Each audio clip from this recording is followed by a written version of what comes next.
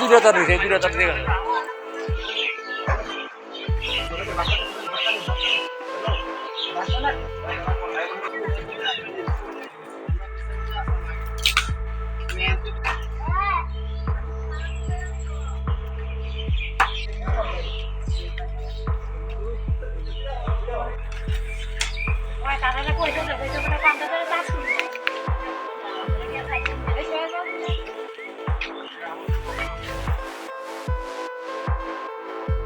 আসি আমনে পাইছেন নি বিদ্যুৎ?